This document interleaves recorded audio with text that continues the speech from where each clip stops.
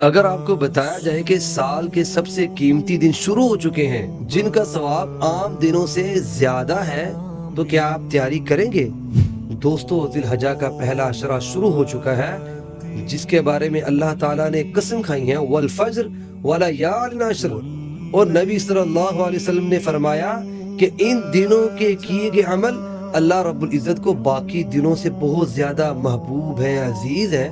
صحابہ رضوان اللہ علیہم اجمعین نے پوچھا یا رسول اللہ، جہاد سے بھی زیادہ؟ تو آپ صلی اللہ علیہ وسلم نے فرمایا ہاں، سوائے اس شخص کے جو اپنی جان اور مال کو ساتھ لے کر نکلا اور واپس کچھ نہ لایا۔ تو سوچیں ہم کتنی آسانی سے نیکیاں کما سکتے ہیں، اجر کما سکتے ہیں۔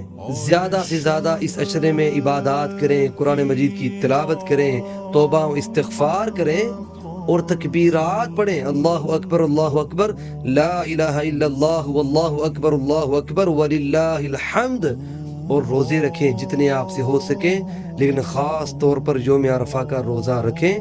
اس کے بارے میں آتا ہے کہ جو شخص یوم عرفہ کا روزہ رکھتا ہے تو اللہ رب العزت اس کے پچھلے سال کے گناہوں کو معاف فرماتے ہیں اور ساتھ ہی ساتھ اگلے سال کے بھی گناہوں کو معاف فرما دیتے ہیں۔ سبحان اللہ۔ پتہ نہیں اگلا ذی الحجہ میں ملے یا نہ ملے، اس لیے ان قیمتی دنوں کو ضائع نہ کیجیے اور یہ ویڈیو دوسروں تک بھی پہنچائیں۔ ہو سکتا ہے کہ آپ کی وجہ سے کوئی بہن بھائی عبادات کرنا شروع کر دے۔